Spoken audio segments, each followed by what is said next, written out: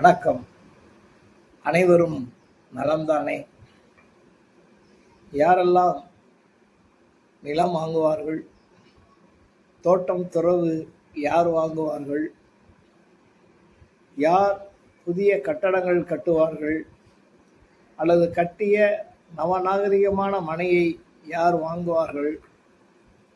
இதெல்லாம் வாங்குவதற்கு எனக்கு யோகம் உண்டா என்ற கேள்வி உங்களில் பலருக்கு இருக்கும்.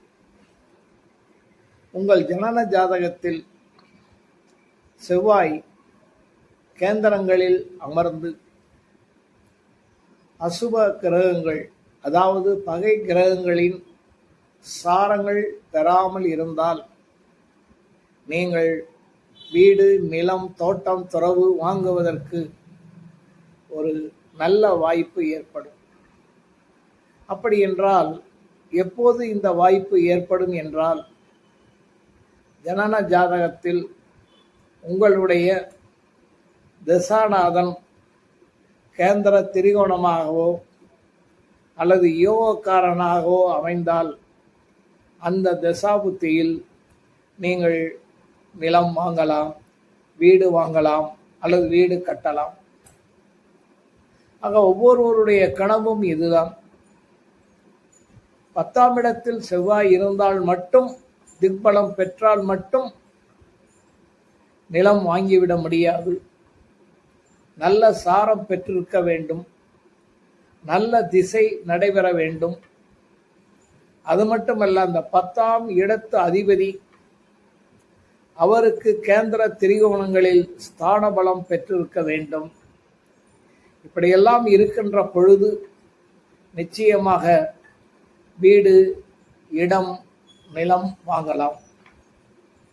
பொதுவாக செவ்வாயும் சனியும் ஒரே பாகையில், அதாவது ஒரே நட்சத்திர பாதத்தில் அமர்கின்ற பொழுது வீடு, நிலம் அல்லது பூர்வீக சம்பந்தமான நிலம், வீடெல்லாம் சற்று தலைவலியைத்தான் கொடுக்கிறது. செவ்வாயினுடைய சாரம் பெறுகிற பொழுது இல்லம், வீடு இவற்றால் சிக்கல்கள், மன அமைதி இன்மை ஏற்படும். ராகு, கேதுவினுடைய சாரம் ஏற்படுகிற பொழுது நாம் நீதிமன்றத்தை நாட வேண்டிய ஒரு சூழல் இருக்கும். ஆக செவ்வாயின் வீட்டில் சனி இருந்தாலோ அல்லது சனியின் வீட்டில் செவ்வாய் இருந்தாலோ ஒரு இடத்தை வாங்குகிற பொழுது அல்லது வீட்டை வாங்குகிற பொழுது அல்லது ஒரு நிலத்தை வாங்குகின்ற பொழுது ஒரு தடவைக்கு 2 தடவை வழக்குரைஞரின் ஆலோசனைகளை கேட்டு அக்கம் பக்கம் விசாரித்து வாங்குங்கள்.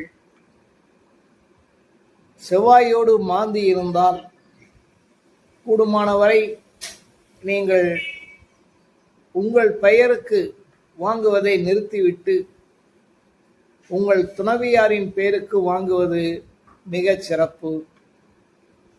மாந்தியும் செவ்வாயும் ஒரே சாரத்தில் இருந்தால் ஒரு பக்கத்து வீட்டுக்காரரோடு கூட பிரச்சனைகள் வரும். பங்காளிகளோடு பிரச்சனை மட்டுமல்ல, பக்கத்து வீட்டுக்காரரோடும் இடம், 1 அடி நிலத்திற்கு கூட 1 வருடத்திற்கு மேலாக நீதிமன்றம் அலைகின்ற நண்பர்களை பார்த்திருக்கிறேன்.